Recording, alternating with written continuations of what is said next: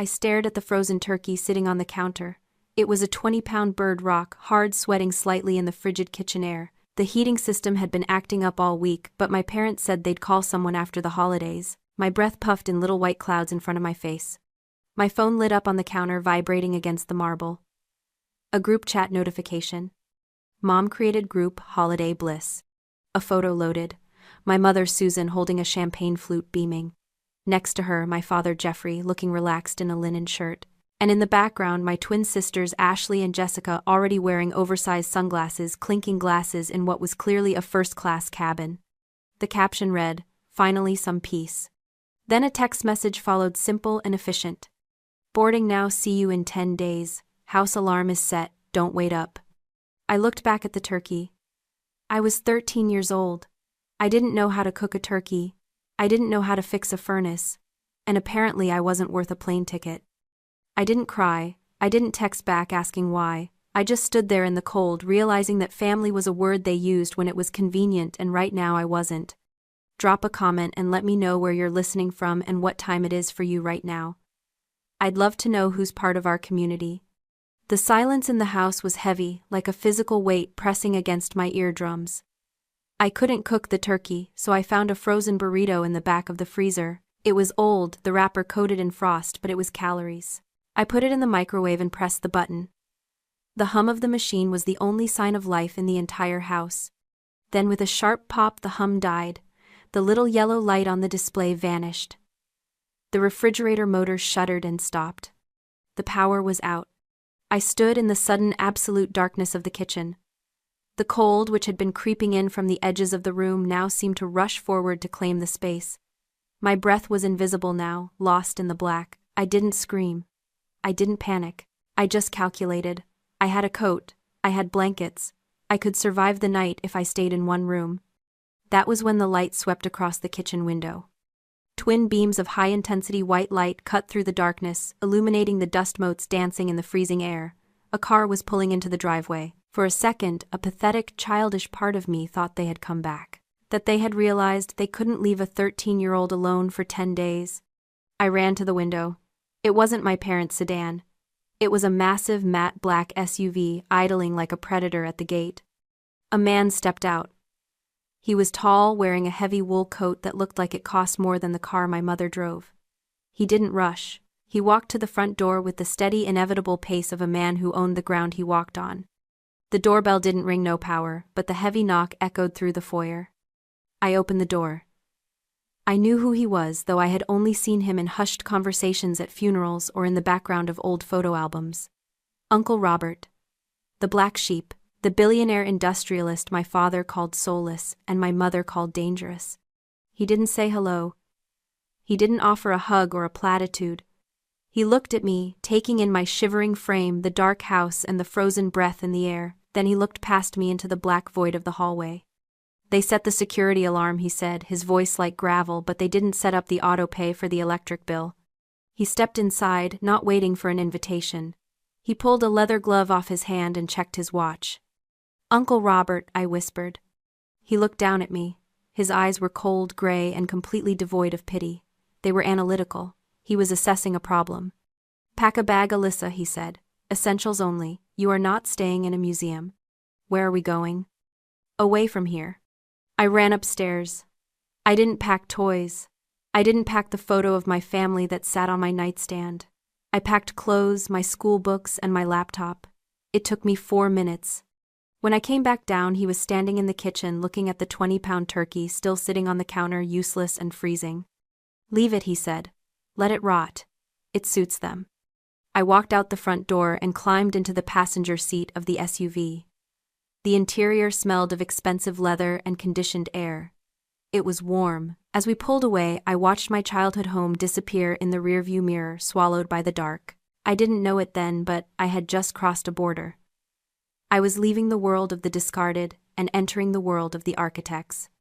Living with Uncle Robert wasn't about healing. It was about recalibration. His house, a brutalist fortress of concrete and glass perched on the edge of a cliff, didn't have cozy corners. It had sightlines. It had structural integrity. It had silence, not the empty, terrifying silence of my parents' house, but a deliberate, heavy silence that felt like a shield. For the first few months, I tried to make myself invisible. I was an expert at it. I moved through rooms without making a sound. I ate quickly, cleaned up immediately, and retreated to the guest room before anyone could remember I was there. I thought this was the rent I had to pay for existing. One evening, Robert found me sitting in the library, tucked into the shadow of a bookshelf, watching him work at his desk. I froze, waiting to be reprimanded for lurking. He didn't look up from his documents. "You're doing it again," he said. "Doing what I asked," my voice barely a whisper. "Disappearing. You think if you're quiet enough, you won't be a burden. You think silence is a deficit." He finally looked up, pinning me with that gray, analytical stare. "You're wrong. Silence is data." He beckoned me over. He pointed to a blueprint on his desk, a complex commercial development. "Tell me what you see." I looked at the lines. "I see a lobby, elevators, offices." "Look closer. What do you see?" I hesitated. Then I let my natural instinct take over, the instinct honed by 13 years of watching a family that never watched me back. "The flow is wrong," I said. "The reception desk faces the window, so the receptionist will be blinded by the afternoon sun. The elevators are too far from the main entrance, so people will congregate in the middle and block the flow. It's inefficient." Robert smiled. It was a terrifying, sharp thing. "Exactly. You see the flaws because you spend your life in the background watching how people move. Your family ignored you, Alyssa. They treated you like furniture. But while they were busy posing for photos, you were studying the room. You noticed the cracks in the foundation while they were admiring the paint." That was the moment the narrative shifted. He didn't offer me pity for being the forgotten child. He offered me a job description. The gift of the shadow, he called it. The ability to see the truth, because no one thinks you're important enough to hide it from. "You don't talk, Alyssa," he told me. "You watch. That isn't weakness. That is dangerous. That is power." From that day on, my education began.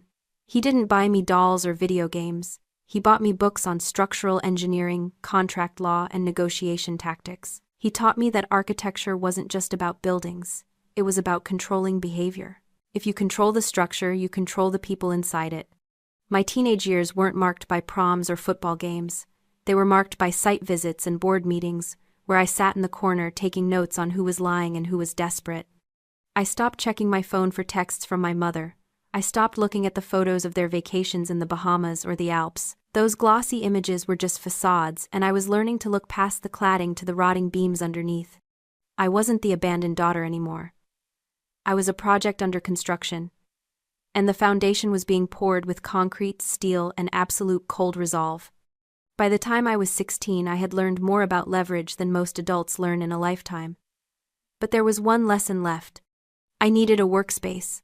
My desk was a card table I'd salvaged from the basement, and it wobbled every time I erased a line. I found Robert in the solarium, reviewing quarterly reports. "I need a new desk," I said. "And a drafting lamp. The lighting in my room is insufficient." He didn't look up. "How much?" $800. I blinked. He wasn't stingy. He drove cars that cost more than houses. Why not? Because buying you furniture teaches you nothing. Building it teaches you everything. He slid a check across the table. It was for $5,000. "This is your budget. I don't want you to buy a desk, Alyssa. I want you to design a sanctuary." He looked at me then, his eyes boring into mine. "Your family made you feel unsafe in your own home. They made you feel like a guest who overstayed their welcome. I want you to build a room where you are the authority, where you feel untouchable. If you can build that, you can build anything." I took the check. I spent the next 3 months obsessed. I didn't just buy furniture. I curated an environment. I tore up the carpet to reveal the concrete subfloor. I painted the walls a deep slate gray that absorbed the light rather than reflecting it. I designed a custom L-shaped desk and hired a local welder to build the frame, negotiating the price down by pointing out flaws in his previous work. I installed soundproofing. I bought an ergonomic chair that felt like a cockpit. I created a space that wasn't soft or pretty, it was a command center. When it was finished, I called Robert in. He stood in the doorway, his eyes scanning the room. He checked the welds on the desk. He tested the throw of the light. He noted the acoustic panels. He turned to me and nodded. Just one sharp, decisive nod. Good, he said. That nod was worth more than the $5,000. It was validation. It was the first time an adult had looked at something I created and treated it with respect. Meanwhile, my phone kept buzzing with the ghost life of my other family. Mom just landed in Aspen. The twins look adorable in their ski gear. Dad, thinking of you, hope you're studying hard. I scrolled past the photos of them drinking hot cocoa in a lodge I would never visit. I looked at their smiling, vacuous faces. Years ago, that would have crushed me. I would have wondered what was wrong with me. But sitting in my gray, silent sanctuary, surrounded by the smell of fresh paint and ozone, I realized something. Their rejection hadn't broken me, it had freed me. I didn't need their approval to fill a room. I could build my own walls. The years blurred into a singular focus. I graduated high school early. I went to architecture school funded entirely by Robert, who called it an investment in infrastructure. I graduated top of my class. I started my own firm at 24. By 28, I was designing skylines. I was the architect, and my foundation was unshakable. Uncle Robert didn't fade, he concluded. It was a business decision. His heart was failing, the structural integrity compromised beyond repair. He refused the hospital. He chose the master bedroom overlooking the ocean where he could monitor the tides. 2 days before the end, he summoned me. He wasn't sentimental, he was strategic.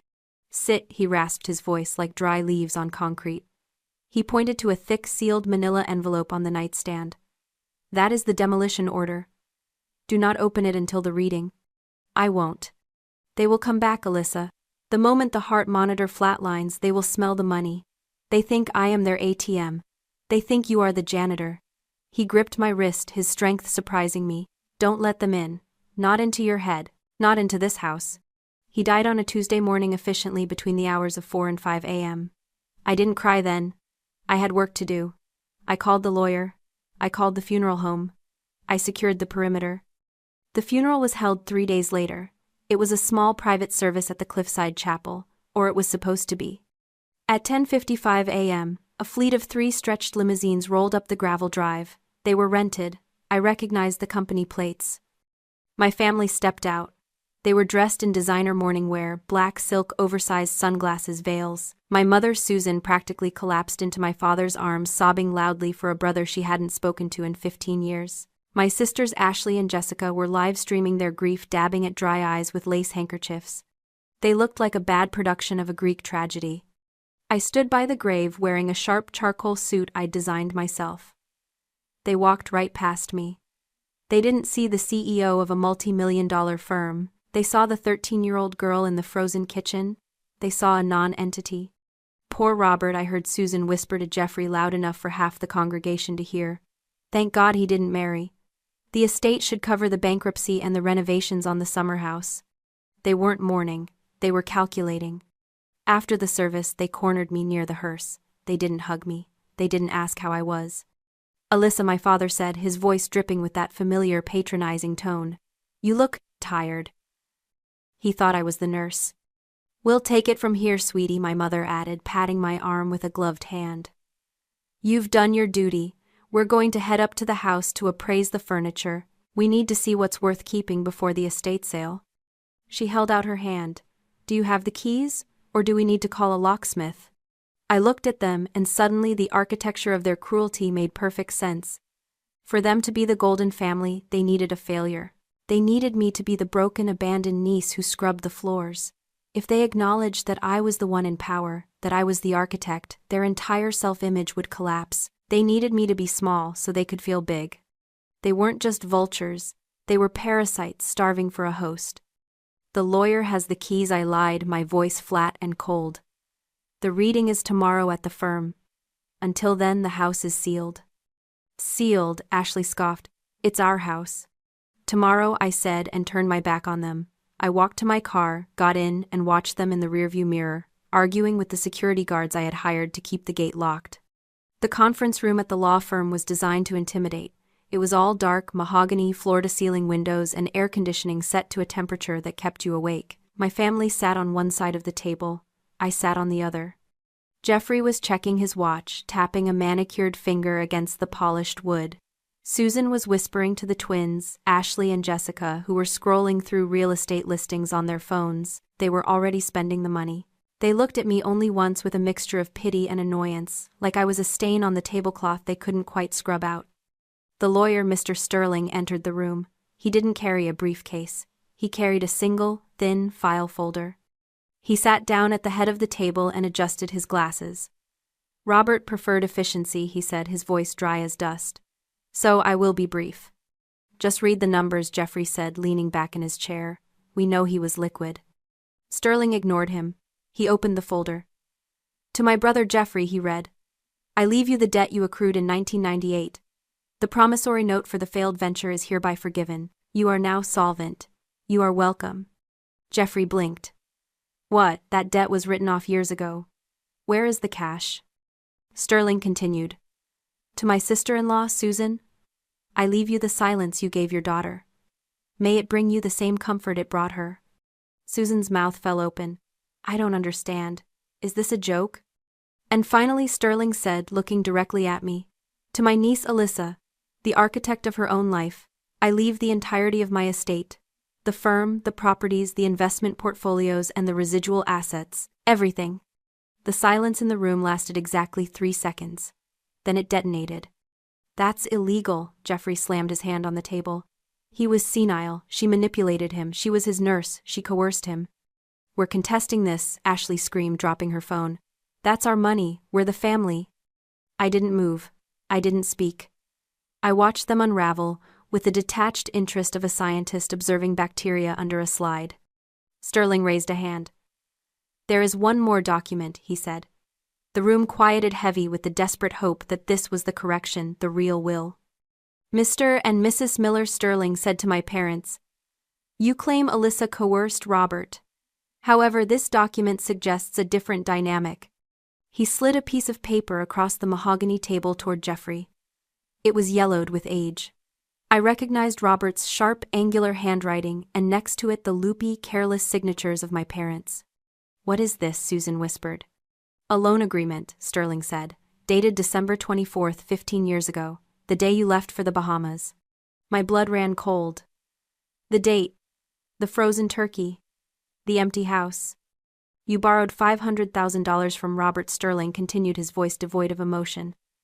To cover gambling debts and lifestyle maintenance. Robert agreed to pay it on one condition. He pointed to a clause at the bottom of the page. Collateral, Sterling read. In exchange for this sum, Jeffrey and Susan Miller agree to waive all parental claim to Alyssa Miller. They agree to transfer physical custody to Robert Miller and cease all financial and emotional support. They agree that the child is the burden of the lender. The world stopped turning. They hadn't forgotten me. They hadn't just been negligent. They had sold me. I looked at the paper. $500,000. That was my price tag. That was why they never called. That was why they never came back. It wasn't because I was unlovable. It was because they had cashed the check. I looked up at my parents. I expected to see shame. I expected to see regret. Instead, I saw annoyance. We were in a bind, Jeffrey said, his voice rising in defense. He had all the money. It was the only way he would help us.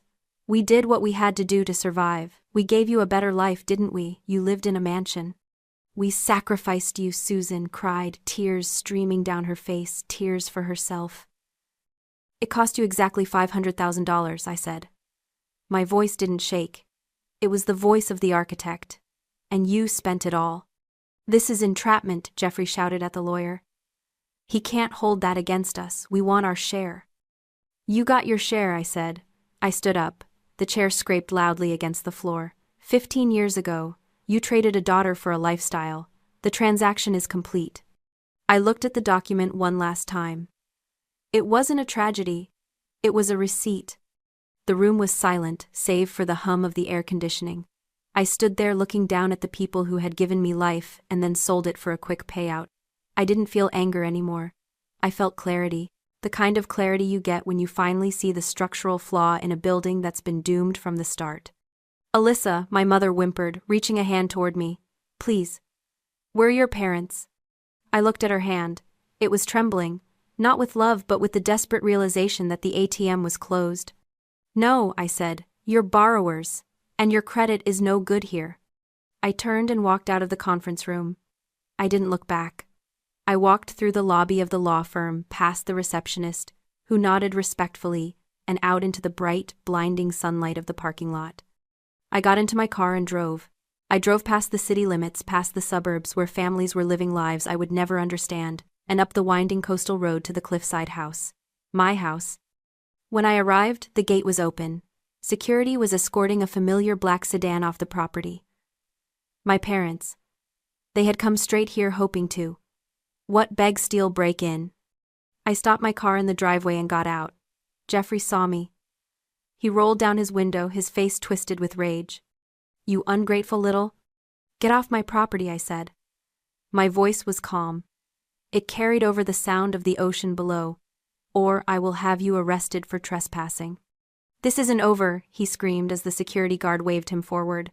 We'll sue, we'll take everything. You already took everything, I said. And you spent it. Now get out. I watched them drive away, their taillights disappearing around the bend. Then I turned back to the house. The brutalist concrete structure rose against the sky, stark and unyielding. It wasn't warm, it wasn't fuzzy. But it was strong. I walked inside and closed the heavy front door. I turned the lock. Click. It was the most satisfying sound I had ever heard. I walked to the kitchen, opened my laptop and logged into my contacts. Susan Miller. Delete.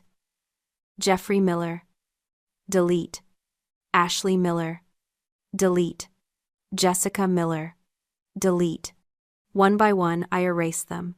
I blocked their numbers. I filtered their emails to trash. I dismantled the connection with the same precision I used to draft blueprints. I closed the laptop. The house was silent. The table in the dining room, the massive mahogany table where Robert had taught me how to negotiate, how to plan, how to win, was empty. It was perfect. Have you ever had to build your own family from scratch? Share your story in the comments. And if you believe in the power of walking away, hit that like button.